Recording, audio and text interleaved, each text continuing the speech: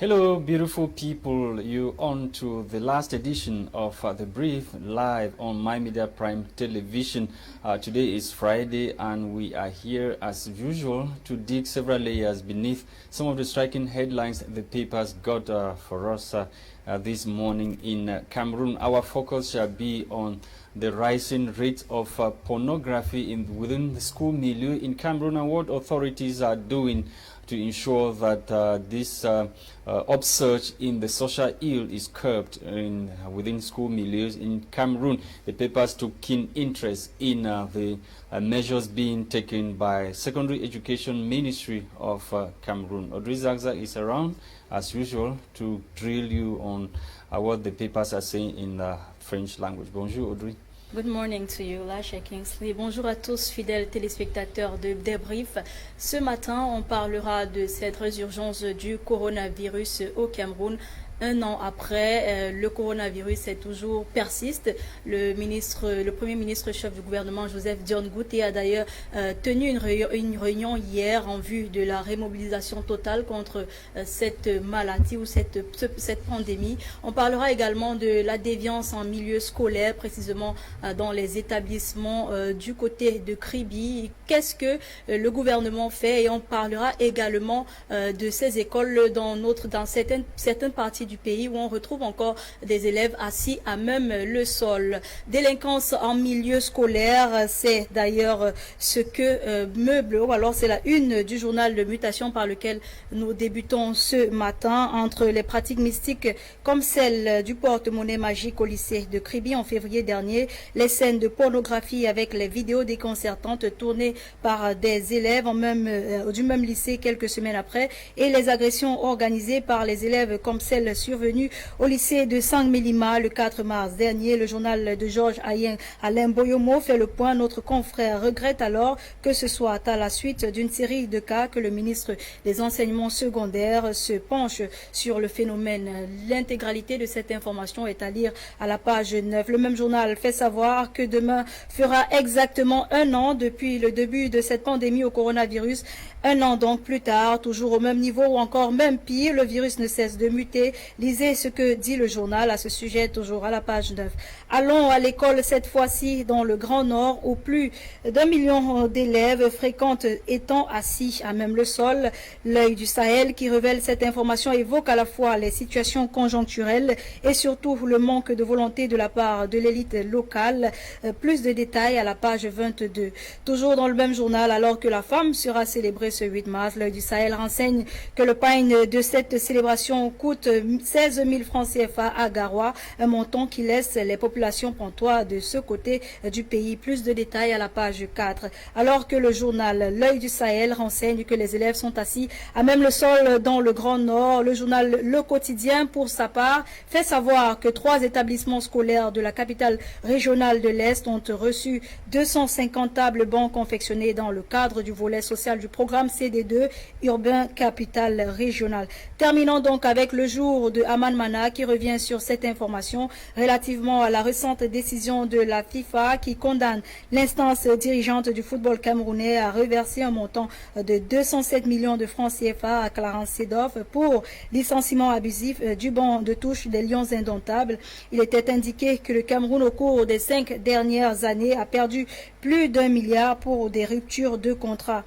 Où en est-on avec les productions de CNI? C'est la question que se pose le jour en pied de page. Le journal renseigne également dans sa page 5 que les étudiants de l'université de Ngaoundéré réclament la prime de l'excellence. Voilà, mesdames, messieurs, pour les tabloïds en langue française. Place aux tabloïds en langue anglaise avec toi, Lacha. Merci, Audrey Zagza. Let's kick start with the National Bilingual Daily. Cameroon Tribune this morning took interest in the meeting chaired yesterday by Prime Minister Chief Dr. Joseph Dion Ngouté. Focus was on coronavirus pandemic. General mobilization, writes Cameroon Tribune newspaper.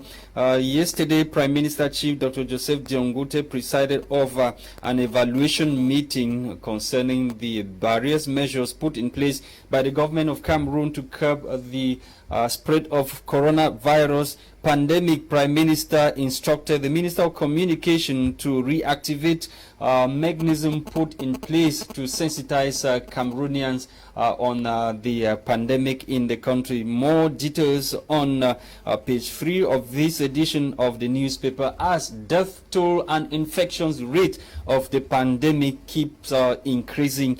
You can get more details, like I earlier mentioned, on page 3 of this edition of the paper. And talking about separatist hideouts in the northwest region of Cameroon, we are told that about three of such hideouts were destroyed recently by national defense forces over there in the northwest region of Cameroon, and over 11 armed separatists were killed, including one of the dreaded generals in that part of the country. The operation came, Operation Bui 1 came shortly after a military convoy was attacked by the same separatists in that part of the country. And Emergence newspaper is still interested in the recent decision taken by the government, or by Amnesty or Human Rights Watch, indicting the military of Cameroon. We are talking about the reports which indict the military of Cameroon over rights violations in Ebam village in the southwest region of Cameroon. Recently, the Ministry of Defense of Cameroon issued a statement which was signed by Army spokesperson Colonel Siri Atomfak, qualifying the recent reports of human rights as baseless. You can get more details of that report or the recent outing of Cameroon's Defense Ministry, all in this edition of Emergence newspaper, precisely on page 5. And on to the Guardian Post newspaper. The Guardian Post this morning takes on an exclusive interview granted the paper by Dr. Christopher Forminion, who, according to the paper, hints on when he will take over power in Cameroon. He's saying he has given the timeline or when he will take over power in Cameroon, according to the Guardian Post newspaper. Christopher Forminion, who heads a National Democratic Institute, a US-based democratic institution, which is focuses on the strengthening democracy in Africa. Dr. Christopher Forminion, who is the director for West and Central Africa, he was appointed by President Paul Biya to head the Reconstruction Commission during the Major National Dialogue, an appointment which he turned down, citing some conditions which were not fulfilled by the government for the Major National Dialogue to be inclusive. You can get more details of that story on pages 5 and or pages 6 and 7 of this edition of the Guardian Post newspaper. The Guardian Post also took interest in the Deviant Act being perpetrated by students across some schools in Cameroon. This time around, the paper is interested in what is happening in Kumba, chief town of Meme Division, southwest region of Cameroon. According to the paper, over 80 students have been arrested for alleged group sex and drug consumption in Meme Division. That's Kumba, chief town of Meme Division. Over 80 of them were arrested Wednesday, March 3, and Thursday, 4th March. They were arrested in Kumba, Meme Division of the southwest region of the country, according to the paper, for alleged group sex and drug consumption. The students are said to have been arrested at Barombi Lake in Kumba when they were about or they were having group sex as well as consuming hard drugs, and they were handed over to elements of the National Defense and Security Forces over there in the southwest region of Cameroon. We continue to talk about the controversial memo to the U.S. Congress that was penned by Cameroonian MPs, 62 MPs of the lower house of parliament, who penned the letter to the U.S. Congress, and O.C. Joshua, being one of those who signed the memo to the U.S. Congress, is being lambasted by his comrade and other top politicians in the country. O.C. Joshua has finally reacted arrested, he tells of Kamto and Jean-Michel Ninche, who is his comrade of the Social Democratic Front Party, SDF. He says no regret for signing the memo and also accuses Professor Maurice Kamto of fueling conflict between him and Jean-Michel Ninche. More details on page 5 of this edition of the Guardian Post newspaper. We are back in the studio, Audrey Zaksa, to continue with the discussions. Like we did mention the introduction of the program, we shall be talking about deviant activities across schools in Cameroon, which is apparently on a rise. We've learned of the incident in Kumba, where so many students have been arrested for group sex and consumption of hard drugs, notwithstanding what is happening in Kribi also.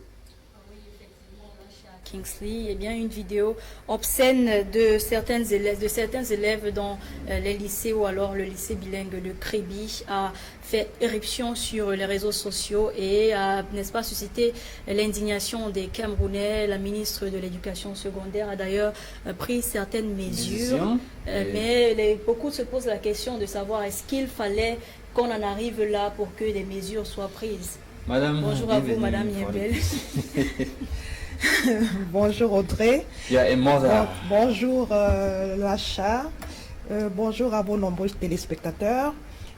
Permettez-moi d'avoir une pensée pour notre secrétaire général du côté du département du Mbéré qui est porté disparu depuis pratiquement un mois.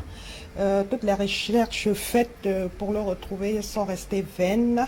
Alors nous prions pour qu'il rentre s'il n'a pas été enlevé, parce que sa famille nucléaire est vraiment dans la tristesse et en plus sa famille politique.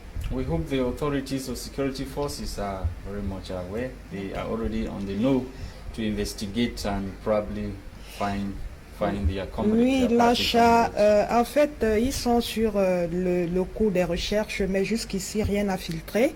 Donc, nous espérons qu'ils iront jusqu'au bout pour le retrouver. Okay, let's dive into one of the main topic of discussions, talking about deviant activities in schools in Cameroon.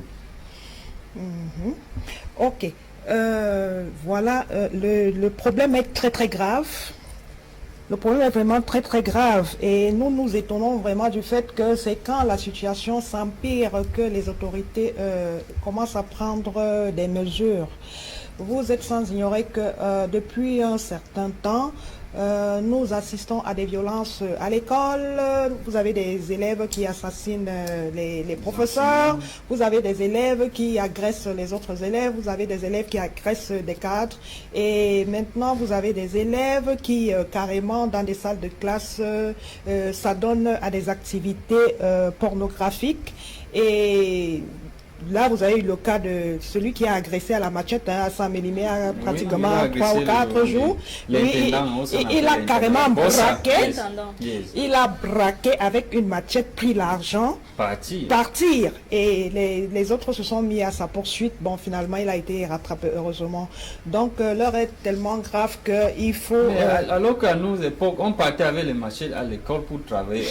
Qu'est-ce qui se passe? À notre époque, effectivement... What is happening? Knives and cutlasses to school to work. Oui, à notre époque, effectivement, nous partions avec des machettes pour faire le travail manuel, avec des roues, avec des seaux et tout ce qu'il faut pour aller faire le travail manuel à l'école. Maintenant, les enfants vont à l'école avec des couteaux dans le sac pour aller agresser les autres. Ils vont à l'école avec...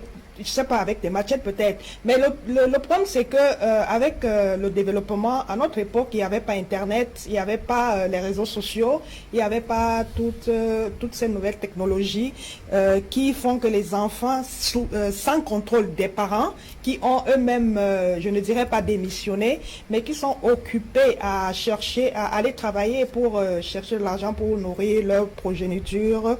Donc, ils ne contrôlent plus les enfants. Donc, les enfants ont la liberté d'aller sur le net parce qu'il y a des enfants qui ont des téléphones Android avec ces opérateurs économiques qui permettent à tout le monde de se connecter avec 100 francs. Vous pouvez carrément vous connecter pour 24 heures et vous avez la possibilité pour ces jeunes enfants d'aller sur le net, d'aller sur des sites parfois interdits. Mais comme il n'y a pas de contrôle, comme je vais dire, l'État ne fait pas très bien son travail, donc il n'y a pas une mesure qui permet aux enfants de ne pas se connecter sur ces sites-là. Donc ils vont sur ces sites et se connectent et voient des choses qui viennent appliquer sur le terrain. Donc moi j'accuse déjà. Madame Yembel, vous êtes certainement parent, vous devez avoir des enfants. Oui, tout alors à fait. Si vous tombiez sur une vidéo pareille avec vos enfants, à la tête même du groupe ou bien parmi ceux qui pratiquent ces actes-là. Je tombe sur une vidéo pareille, je crois que je risque même à je vais dire... How do you control these children? Every day we tell them that this is bad, don't do this. La faute entièrement, est-ce à l'État ou alors aux parents même de ces enfants-là? La faute est partagée aux parents de ces enfants qui offrent des téléphones Android aux enfants sans contrôle et maintenant à l'État qui ne fait pas son travail de régulation. Donc en tant que parents déjà, nous ne devons pas toujours offrir ces téléphones aux enfants sans les contrôler. Un enfant de terminal, un enfant de premier, comment vous allez refuser le téléphone? Un enfant de premier terminal, comment? How will you refuse a child of that class? Oui, un enfant de première, un enfant de terminale, c'est vrai, on ne peut pas lui refuser un téléphone parce qu'il utilise aussi ce téléphone pour faire ses recherches concernant son école et tout. Mais il faut que, il y a quand même le service on appelle cybercriminalité, je crois bien. Antique? Oui, il y a Antique qui devrait faire son travail. C'est-à-dire qu'il devrait avoir des centres qui contrôlent ce que les enfants, parce que ce que les enfants font avec leur téléphone, c'est possible. Quand on recherche par exemple un terroriste, Interpol recherche un terroriste, il est tracé sur son téléphone. Moi j'ai suivi des histoires où des gens ont peut-être volé des téléphones sous d'autres cieux et on a retracé ces téléphones jusqu'en Afrique. On est venu attraper ces gens en Afrique. Donc Antique peut retracer les téléphones des enfants. Je crois quand même qu'ils peuvent travailler en collaboration avec les opérateurs téléphoniques comme MTN, Orange, je pense comme tel aussi. Donc ils peuvent contrôler ce que les gens font. On peut prendre un lycée par exemple où on mettra d'abord des caméras de surveillance partout parce que au Cameroun on attend toujours. Oui, mais on attend toujours. Oui, monsieur. Par exemple. Oui, monsieur Lacha, ils ont mis les caméras. Mais les enfants entrent toujours avec les objets. Non, mais ils ont mis les caméras de surveillance quand déjà, ils ont mis les caméras de surveillance quand un élève a été poignardé. Il fallait déjà le faire avant, il faut prévoir. Donc gouverner, c'est prévoir. On devrait prévoir, c'est-à-dire à un moment donné se dire que nous entrons là dans les NTIC, le monde sera ouvert aux enfants et il fallait prévoir effectivement ce genre de choses. Donc il y a les caméras de surveillance, oui, mais les enfants continuent à entrer avec des objets, des armes blanches, la cocaïne, la drogue et tout. Qu'est-ce qu'il faut faire? Il faut peut-être mettre... comment je vais dire, un poste de police au niveau de chaque établissement et ensuite mettre, comment je vais dire, un détecteur de métaux parce que vous avez un surveillant général, je veux dire un surveillant à l'entrée de la porte du portail du lycée qui a un appareil qu'il passe sur l'élève, il est seul à le faire et il y a près de 2000 élèves. Hein. À un moment donné quand même c'est un être humain, il est fatigué et il peut justement, il peut contrôler 1000 élèves et que le 1001e élève qui arrive est celui qui a ces objets dans son sac et comme le monsieur est fatigué, il va juste peut-être passer l'appareil qui ne va pas exactement faire son travail et l'enfant ne sera pas, le métal ou alors la drogue ou je ne sais pas quoi ne sera pas détecté. Let's talk a little bit about coronavirus. Exactement, parlons de la résurgence du coronavirus au Cameroun un an plus tard. Que faut-il faire? Ou alors est-ce que ce virus-là, est-ce qu'on peut espérer un jour qu'on va revivre comme on vivait avant, à l'époque, quand on n'avait pas le coronavirus? Oui, par rapport au coronavirus qui revient en puissance, il faut déjà noter que c'est une pandémie, et qui dit pandémie dit que le monde est touché par rapport à une maladie au même moment. Donc le problème est mondial, le problème n'est pas uniquement camerounais. Il se pourrait que ce virus ait apparu en Chine, peut-être à cause des manipulations je veux dire, des scientifiques. Donc, il faut des scientifiques sur je veux dire, des virus. Bon, ce qu'il faut faire, parce que c'est une pandémie mondiale, déjà, on a vu des pays hautement développés qui sont vraiment couchés face au coronavirus. Justement, cette pandémie qui a totalement changé la façon de vivre de tout un chacun partout dans le monde, est-ce qu'on peut revivre comme on vivait avant?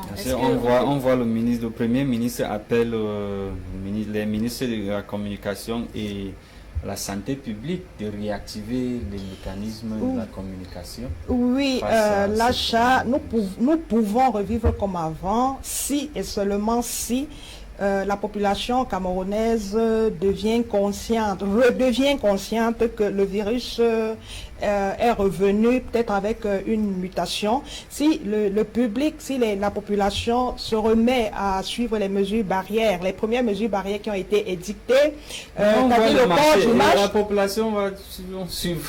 Non, oui. How would they follow it? When you go to a market, you still see the way people interact in the market.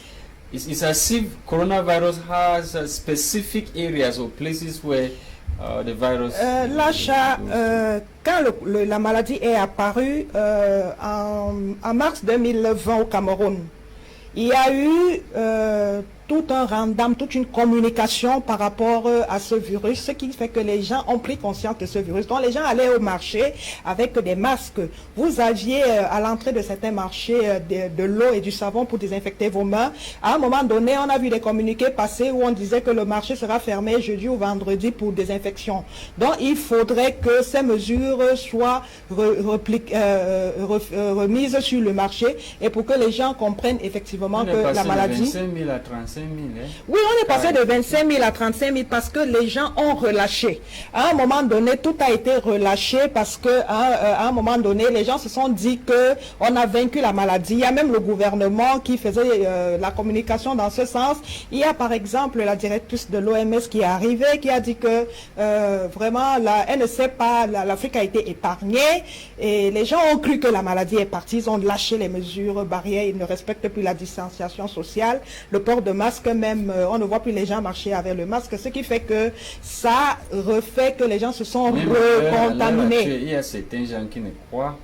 Oui, il y a certaines personnes, on est en Afrique, et il y a certaines personnes qui ne croient pas, justement parce que ils se disent qu'on a nos tisanes, nos potions. On a d'ailleurs vu le Monseigneur Cléda qui est sorti avec son médicament, qui a effectivement soigné beaucoup de personnes qui y allaient, ils sont partis. Le message à la population, on est en train de... Oui, le message à la population doit comprendre que la maladie, le coronavirus est revenu en force, et il est même beaucoup plus meurtrier.